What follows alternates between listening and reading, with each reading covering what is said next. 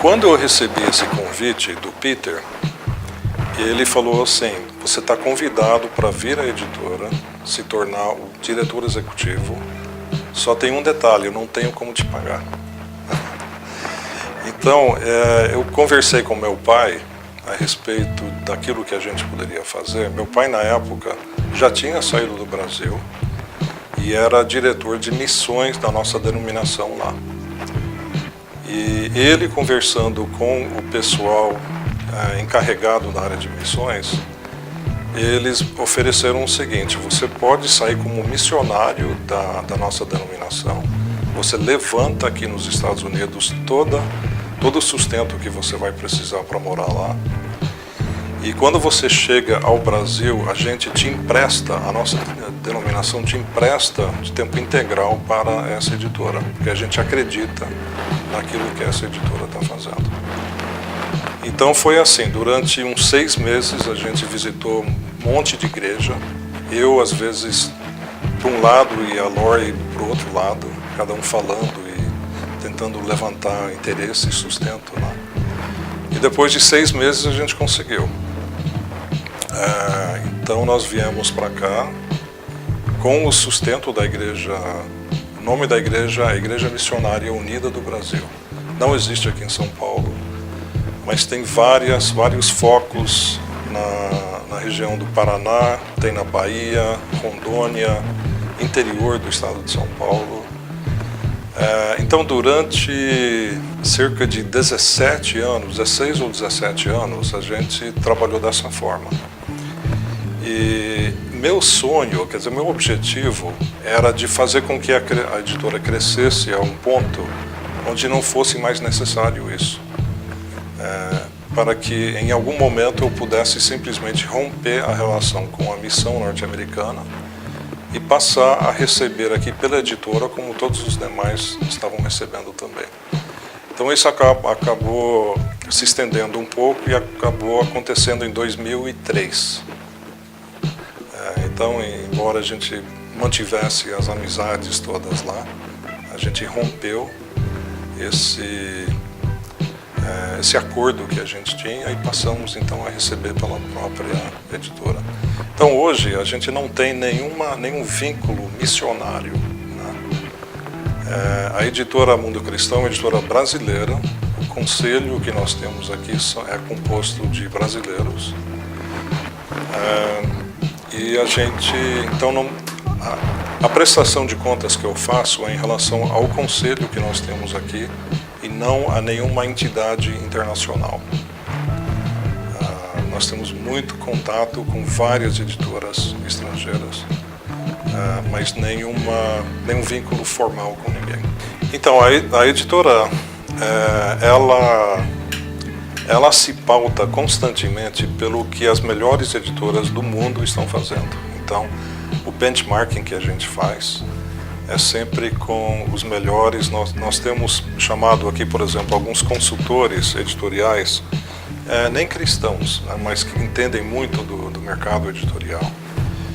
Um deles, da Universidade de Nova York, já veio 3 vezes ao Brasil nos auxiliar nesse sentido. E a gente tem um contato constante com ele.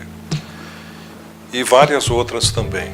E, assim, inicialmente a gente falava o seguinte, que a Mundo Cristão é 50% ministério e 50% business.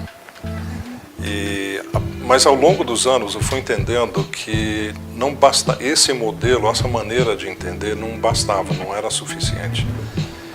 Então a gente mudou um pouco o discurso, inclusive internamente com os meus outros colaboradores, outros diretores que trabalham aqui comigo, no sentido de a gente entender a editora como 100% ministério e também sobreposto a esse ministério 100% uma empresa. Porque a gente precisa levar tudo em consideração do ponto de vista editorial, de marketing, de comunicação, de finanças, de gestão, de governança, o que as melhores editoras do mundo estão fazendo. Então é assim que a gente faz a gestão da editora, né, com uma visão voltada à qualidade não só dos produtos, mas também de todos os processos e do conceito de governança e de gestão. Então, quando se trata, por exemplo, na questão financeira, a gente trabalha com uma auditoria da KPMG, que eles fazem uma vez por ano a auditoria aqui conosco. Nós também conseguimos a certificação ISO 9001 para os nossos processos de gestão e de produção. Isso sempre fez muito sentido para a gente, porque acaba afetando a qualidade do serviço que a gente presta para os nossos leitores e a própria qualidade dos livros também, né? Agora, enquanto a essa questão da escolha editorial, do catálogo Mundo Cristão, você tem razão. A gente tem que ter certeza que a vasta maioria dos livros que nós vamos editar pela Mundo Cristão vão vender muito bem, ou pelo menos o suficiente para pagar todos os custos que foram investidos naquele livro.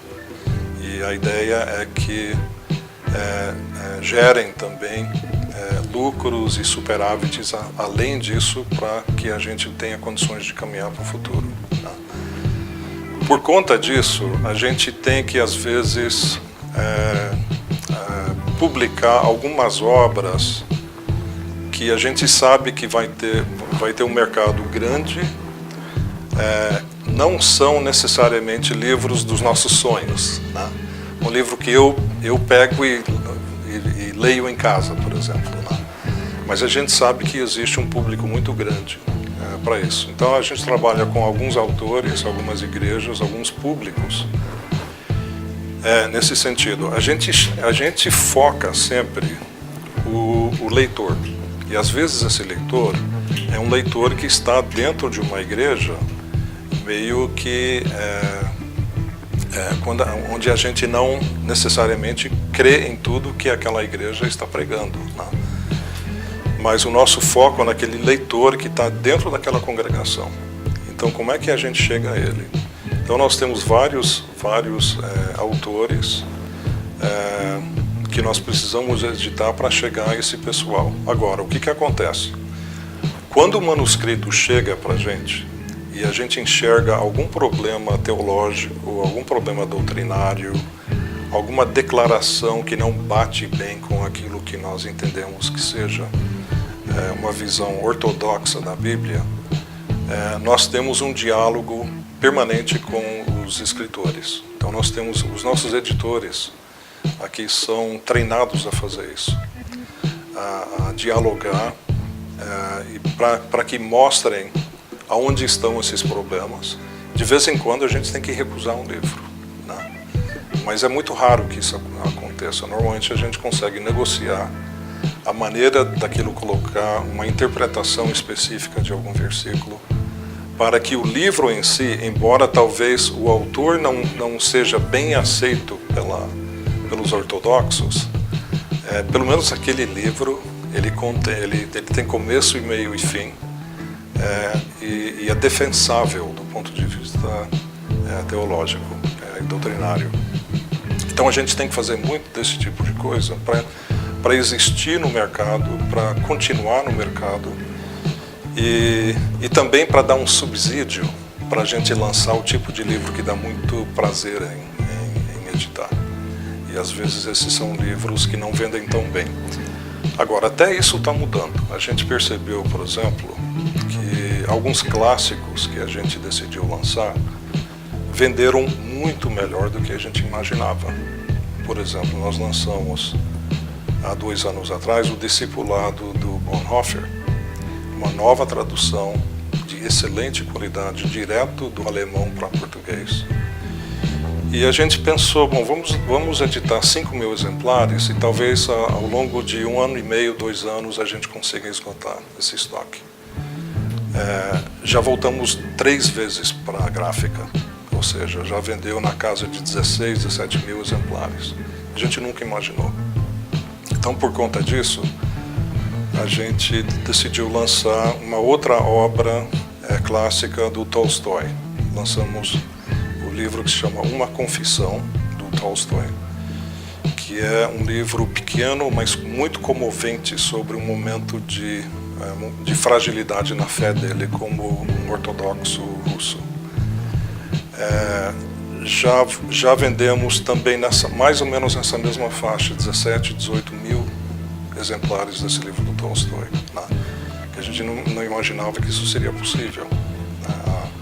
Há 2 ou 3 anos atrás.